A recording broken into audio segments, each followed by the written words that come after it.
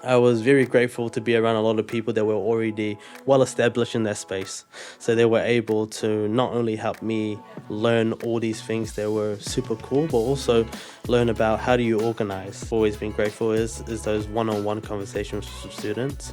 I think another big thing is also being a person of color in leadership is a massive one.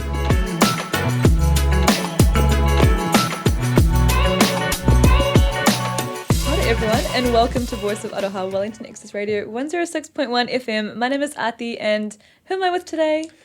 Oh, come on, Aarthi. Who am I today? My wonderful co-host. How are you today, Kodrean? I'm good, thank you. It's been a co-hosting how many times? I think like 3 years now. Exactly. You tell me who I am. Forgot your name. It's always good to co-host this with you, Aarthi. I'm good. How are you? Yeah, I'm very good today, and I'm very excited for the interview we have lined up today.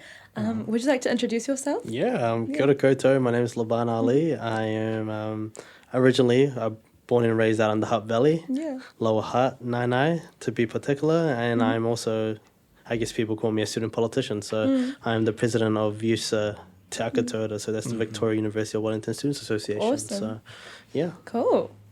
Let's start from there, maybe. Yeah. Straight away into politics. Yeah. But before that, Evan, so what you studied in university, and also question what made you to stand for VUWSA? Took us a little bit on that journey. Nice. Definitely. So I did a BA majoring in criminology, and then I did 2 minors in sociology and social policy. And I guess those were just the aspirations of my parents wanted me to go to uni, but also I wanted to get higher education. So when I was growing up, I was like aiming towards getting to Vic, getting a degree, which I've done. And I guess, where VUWSA has come into that is that I guess when I was growing up, I went to a small school, 900 students, called Nainai College, and very diverse school out in the Hutt.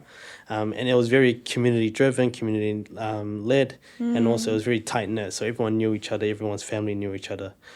So when I got to university for my first year, I guess I didn't know how individualized university is, right? Yeah, totally. You don't have a teacher continuously telling you that you need to do the work, finish your assignments. It's very individualized, it's independent, and it relies on you a lot to get the work done for yourself. So I guess when I got to uni, my first year was actually just breaking into that space and, getting comfortable in that space. Because I don't want to force myself into anything just yet, because I'm just like, I don't know, this is it's massive, and also the minorities there, people of color, is very small compared to but it has gotten better throughout the years, which is good. And it's always good seeing another Somalian around there, which is really good. So how I got into VUWSA as a whole was probably in second year, I started actually getting more comfortable within the university community. And I was just like, actually, how can I contribute to this community and how could I support students? And I knew about VUWSA in the essence of they provided these services, but I wasn't highly educated on the other side of VUWSA, where they had an elected executive of students who drove the association in the context of campaigns, what they wanted to accomplish, what did they want to fight for regarding student issues. So at the end of 2022, I ran for officer role. So it was a 10-hour role to start with, and it was the clubs and activities role. And I just did that. And I remember going to the first, it was like the candidates forum. And I did my first ever little speech, and I prepared it the night before, and I was I was super nervous and whatnot. And on the day, I just I kind of didn't do well. It just fell apart, and I didn't feel really comfortable with doing the speech. There's a video somewhere, and maybe in the later future I will resurface that video, and we'll look back at it together and all live and say, "Oh, look at him! Look at him go. What a speech!" And then, so I got elected in 2023, and that was my first year on the executive, and I was very grateful to be around a lot of people that were already well established in that space. So they were able to not only help me learn all these things that were super cool, but also learn about how do you organize, if that's from a protest to a massive event for students to come to it, but also organizing around student issues. How do you do that? And I guess that moment I was like, okay, I've ended up in the right spot, and how do I elevate myself to that next level? Totally. So as the years go by, I go through different roles. Last year I was the welfare vice president, which was really good. So being able to focus on a lot of well-being portfolio issues was key. Mainly at our university, where university's emphasis is like, okay, you guys should be studying, get this degree, but in reality, it should be a balance. Totally. Now, I know a lot of universities, even Vic now, they are very receptive to actually helping students find that balance between, their personal life and their study life. Because you can't just do one. You have to balance them both to be very successful in that space. And then last year I ran probably my final campaign, and that was for the presidency. Amazing. Which I got elected, and I've been able to, probably say at the moment, as we're in August, we've really made some tangible changes, but we've also been very engaging with our student body. That's incredible. And we've honestly branched off it. So, Awesome. So as the president of VUWSA currently, what does your role entail? Like, what is your job description? A lot of admin. That's one. A lot of admin. Wow. I don't want to lie about the admin. Like some days if I leave my emails a bit too long, they stack up. Oh no. But it's a lot around governance. It's a lot about holding the university accountable. That's I guess in the mechanism of a student association, we are funded directly by the university, but the way VUWSA was established at Vic, we're pretty much the most political student association in the country. So we've been able to hold that, that critical part of actually holding the university accountable in moments that they have either done their staff wrong or their students wrong. Right. And they don't get ho-ha about it or whatnot. They actually see it as actually it's good that this association is able to hold us accountable. So a lot of my role is, making sure the association is going in the right direction on the operational side, but also on the organizing side. And I also just have a wonderful team around me this year. So the VUWSA executive this year are good souls, and they're actually committed to what I believe in, but also they're keen and they're aspiring to continue that good fight for students in the coming years. So what were your main aspirations or goals that you wanted to achieve through becoming the president of this association? I guess a lot of my aspirations was just making small tangible changes that students can see. Absolutely. And also just resonating with them a lot, because the one thing that I could easily do in the role that I'm in is I could easily just like go rogue and focus on things that students don't care about. But that's how students lose public trust. That's how students lose trust in people they've elected. And it wouldn't be fair on me to just go rogue and focus on other things. Like it'll also just be weird in general. So being able to give it back to the students. And that's something that we've done quite better this year. And the action of actually connecting with that normal university student that comes to university, that comes to study, and then has to go work to make ends meet, because it's rough out here still for students. So any opportunity we get to connect with our students, we take. So That's beautiful. Thank you for sharing. And as an association, what would you say are your top priorities that you really want to focus on? Like this year? I guess this year one is definitely the job economy, right? We did a referendum for our students, and we found out that transitioning out of university into jobs was a key one for them. And understanding what we can do for them on the advocacy side, but also making sure that we can get something tangible, because it's kind of sad where you've worked for this degree, and then when you get to the end of your degree, there's no grad programs anymore. There's no transitioning process into a good job. And you end up getting into that spot. You get into that spot where a lot of our students don't want to be in that spot, where they have to choose leaving where they've grown up to potentially go somewhere else, such as Australia and the UK, because they're better off making a living over there. So definitely. Interesting. I have two questions for you. First, what do you enjoy? What I enjoy? Yes, if you're doing in VUWSA. Definitely. Definitely. I enjoy the best part of it, and I've always been grateful is those one-on-one conversations with students. I think another big thing is also being a person of color in leadership is a massive one. I think people look at that and say, actually, that's something that I can do myself. And that's something that I can aspire to. So being a role model. Being a role model, and also being able to motivate other people to go for these roles, because at the end of the day, what do we do it for? We do it to mobilize our communities, but also inspire them. So I think that's what makes me happy, because I'm like, if I'm able to bring another person like myself into the space, I've done my job and I've done justice. So absolutely, that's great.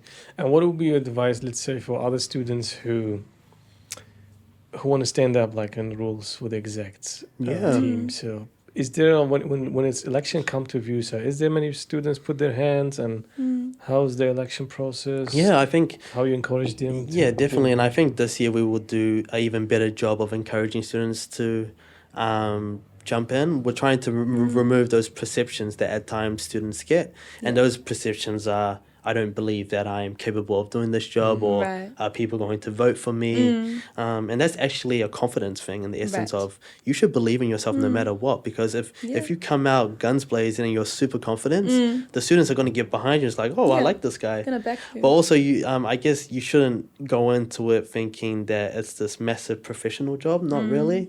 I think if you're genuine and you have some type of lightheartedness to you, students are going to warm up to you, because they're not going to see you as a someone different. They're going to see you, oh, he's just like me, he was a student, studying in the library for like 3 hours.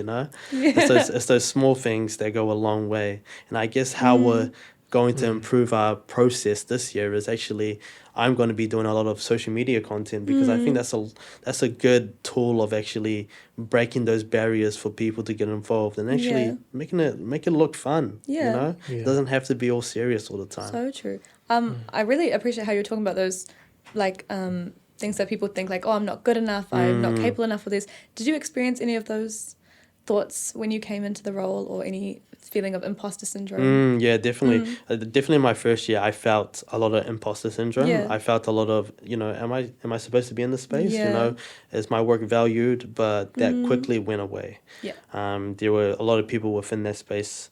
A previous president, Jess, who was a good friend of mine, she was a good rock to lean on multiple times and have good conversations about, hey, I love the work that I'm doing here. Am I doing enough? And she quickly pushes back all the time and says, actually, you're doing enough. You're doing enough to be a good student politician and also a good student advocate. So Well, it does sound like student politics can be quite intense and quite a heavy like workload as well.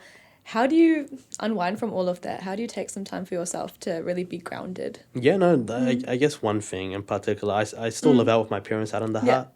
So that's been able to be my mechanism of disconnect. So when I'm on that train ride home, I'm just like, actually, anything that was work related or university related, just leave it in Wellington, and then go out to the Hutt Valley and just like, enjoy my personal life, hang out with my family, hang out with my friends. And I've been able to balance my life very easy, because I feel like, and I've spoken to my team multiple times, I feel like if I lived in the city, I'm too close to my problems, or I'm too close to my issues.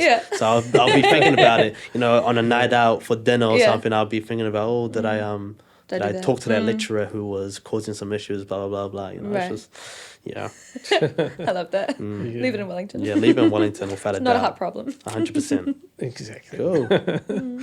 Well, in a good day as well, you will leave them in Wellington. Yeah, That's definitely. Good. Well, you will miss then the Oriental Bay. And we'll miss Oriental Bay and the sun. So, yeah. So, Liban, you have an interesting story. I want to also find your interest. And you are, it look like for me that you are in a journey also in the politics. You will be a politician one day. Wow. Because you studied that. And all this leadership role within uni. So tell us, what was your interest, the passion like? You say, I want to do these things. Yeah. Or it just happened. I guess where it stemmed out of was actually, growing up in I grew up in a working class suburb in Nainai, and I saw what a tight-knit community was. And also, I saw a lot of people that at times aren't represented in the system. And in the system that we're in at times, the minority voices don't get the opportunity to be uplifted. So I guess any opportunity that I got to uplift those voices, I've taken. And if that's, in my community, if that's in university, I've been able to actually have good conversations everywhere and have genuine conversations about, what tangible changes can we make for the future. Absolutely. Because I don't look at things right now. I look at things in a 5 to 10 year basis, the world is a quick changing place, and I think we need to pivot very quickly to support our communities, mainly our minority communities that go through so much at a time with so much going on in the world. So would you say that when you were standing for president, would you say people were really supportive of you running for this role? Yeah, no, definitely. Yeah. 100%. I think people were either getting tired of seeing my face on posters or they liked the work that I was doing. So it's either those two. But I think it's the one that they really liked the work that I was doing. And I was very genuine about it. You know, I didn't force anything, but also I was really eager on making sure that I went out in the right way and made sure that I got some tangible wins for students. Totally. And I think that's what we're trying to do this year.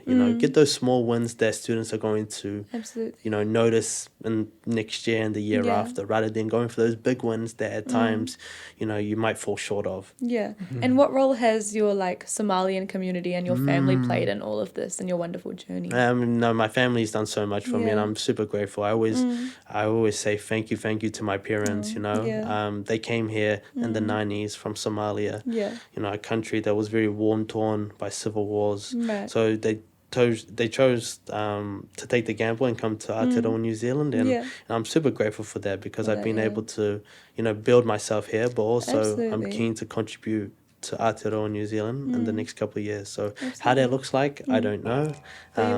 People do say, you should go into local politics as a whole. I don't want to force myself into those spaces just yet. Definitely. I think those things come naturally. Yeah, that's not the only way you can make a change. You're already doing so much. Yeah, 100%. And I'll be keen to focus on other things in different areas. So, What I really appreciate about you is how grounded you are in your community and you know the people you serve. Yep. And you really try to earn the trust of those you serve and be grounded in that work. So, I really appreciate you for that. Yeah, definitely. Yeah, no, it's just awesome how you mentioned you want to contribute. You're already doing. Yeah, I think the things you're doing is not easy. Because how many students you guys have at VUWSA? Probably around 22 to 23,000. So that's a massive community, right? Yeah, it is. And I think I've always, the way I'm hooked up is that I want to make sure that each student around our university community, if that's at Calburn campus, if that's at Pipitio, or even if that's at Te Aroe, our architecture school, I want to make sure that every student is heard in some essence. Absolutely. And we give some type of mechanism for them to share what their concerns are. Because we have a massive community that we need to actually support and make sure that their needs are met. Definitely. Right.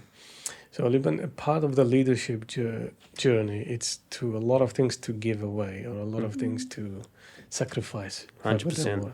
What are this for you? What are you missing? What is something that you say, because I'm busy, I want to do this, but I'm sacrifices? also...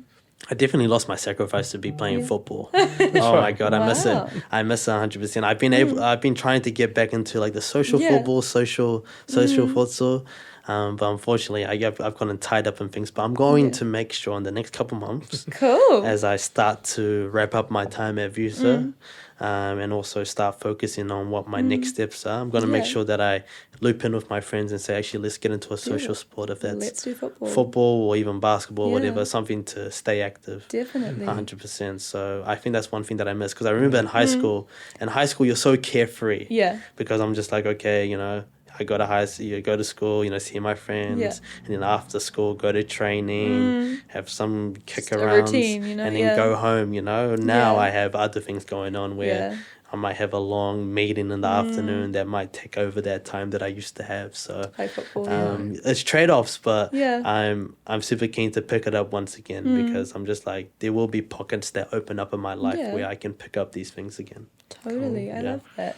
And as you talk about kind of wrapping up as your time as president, one thing that we always think about is what kind of legacy we want to leave and how we want to pave the way for future presidents to come in or 100%. Future members of the association. What sort of a legacy are you hoping to build with the association? Honestly, I guess I want to leave a legacy of, I've done my part and I've also left the stepping stones for the next person to pick up. Definitely. Mainly in a role that is usually, ever since probably 2002, the role has gone one term. It's a one-term presidency because the job is so full on and high capacity. I guess my goal is to build up these campaigns or build up these movements so when the next person gets elected, they can just pick up from there and go and run with it. Yeah. You know, because the last thing that you want to do is be all over the place for the whole year. Yeah. And the new person that is there to hand over from you has to pick up all this mess and actually, you know, has to pick up this mess and also take the time to unravel that. And then by the time they've unraveled it, they haven't actually gotten the opportunity to do anything with it. You want to leave it in a better place than you found it. 100%. That's beautiful. So, yeah. Amazing. With that legacy one, we have like time for one question or two. Yeah. Can we ask you, if we were to hand over the mic to you again and ask you to give one message of hope or for young people who are wanting to step into these leadership positions, what sort of message would you give to them that you wish younger you would have heard? You know, I guess one message I'd give them is that, you know, just take that leap, take that jump. And no matter what happens, if you crash and burn, you'll learn. Yeah. But usually you end up leaping and then landing onto the platform that you want to land onto, and then you just keep jumping from there, and you keep leaping onto the next platform, and you level up, you feel confidence, and you build up from it, and you get to the point where you're just like, I wouldn't say you're like invincible, but you also feel like that you can do whatever you want. Totally. So that's what I tell people, you know. But at the same time, I do remind people, you know, after all that success, you're not Superman, right? You know, we're not superheroes in some essence, you know. Some things, you know, some things won't work out, and that's okay. That's the thing about life. You learn and you live, and then you move on to the next thing. So that's one thing I'll tell people. Take that jump, take that leap. Take that leap, Take it. Absolutely. Oh, that's amazing. Look, the Kodrean is just great with you. Nice thing. And what also I've noticed with you, Liban, I've been seeing you turning up in these little events and supporting different clubs in the community. Just really great to see, you know, you be around them so they can see you there. You can also hear the students' things. That's lovely to see. So we appreciate your time a lot. Thank you so much. It's a great conversation with you, and we're looking forward for future opportunities and panel discussion, future politician here. I guess we'll see what happens. You know, I don't want to commit to anything, but you know, the best thing about life is where you end up. So I guess who knows? We might be back here sometime soon. So here we go. Here we go. Love that. Thank you so much for your time. Thank you. And we have a tradition that we like to do with all of our guests. Okay. Where we get our previous guest to write a question to the guest after, which they don't know. Yeah. Okay. And also you will have opportunity to write your question to the guest that you don't know who is coming in. Okay. So you ready? So let's see. What is the question here? Oh, that's a really good one. Okay, so if you weren't afraid of failure, what would you do?